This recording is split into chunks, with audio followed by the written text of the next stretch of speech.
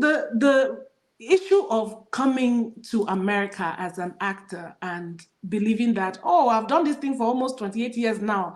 When I come here, it should be easy. I'm in America now. I should enter Hollywood. In fact, Tyler Perry should be calling me by morning. Lies. They don't prepare you for what you come and meet here. I can tell you for a fact that 95% of actors who have relocated to America are no longer actively in the movie industry. They do it for fun when they have time. 95% of them are in other jobs, IT, nursing, you name it, different things. When I came to America, I was in New York first. I met you in New York.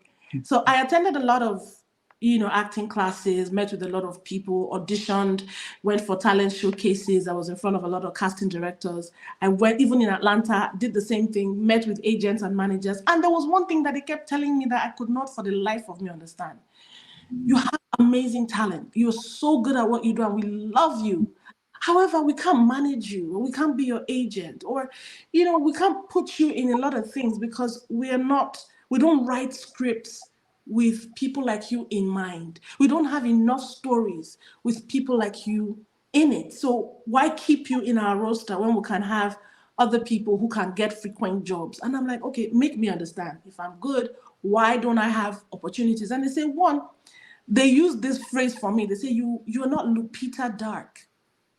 So your skin has to be as dark as Lupita or Danai Rira or something for the Viola Davis, for them to accept your Africanness.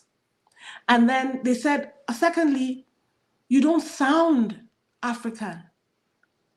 You don't also sound American, because I don't go to these places trying to speak like an American. I came here in my 30s. I cannot come and speak for them more than the people who are born and raised here. So I go there with my natural accent, the way I'm talking to you, and they're like, you don't sound American, but you don't sound African. And I said, excuse me, how do you think Africans sound, please? So in their head, obviously, it sounds like Kunta Kinte. It sounds like Black Panther. It sounds like what people try to make you feel that is how Africans sound. But I said, we don't all sound like that. Do you know how many states, how many countries we have in Africa? I tell them, I say, even in my country alone, we have over 200 ethnic groups.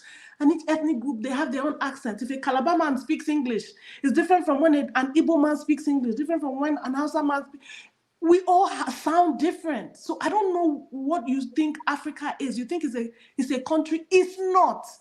It's a continent, and there's so much diversity. We have Africans who have blue eyes, gray eyes. We have 1,000,001 skin tones. We have people who are lighter than half caste in Africa. So and they're like, it will take a while to convince Hollywood because there's a lot of ignorance. There's a lot they don't know. It will take a while. And I understand. We haven't also done enough work to sensitize the industry here. We haven't done enough work to make them know who we are as a people, which is another reason why I set up Global African Filmmakers. It's part of what we're going to be doing, the conferences, the workshops that we're having, integrating, the whole diversity and inclusion, inviting the foreigners, the filmmakers, the stakeholders. This is who we are. This is our culture. This is where we're from. This is where this person is from. Because Global African Filmmakers is not about Nollywood. It's about African filmmakers. So whether you're Kenyan, South African, Nigerian, Ghanaian, you're a part of it. So it is hard to break through. It is hard for them to see you. So the few Nigerians who are in projects, you will find out that they're Nigerian Americans or they're Nigerian British. Most of them were born and raised here. But those of us who are African immigrants who just came less than 15 years ago, it's hard. That's why you see people doing their own individual things. But gradually, we're attending meetings. I've met with the government, Georgia entertainment people, and I'm like, we're here. This is who we are.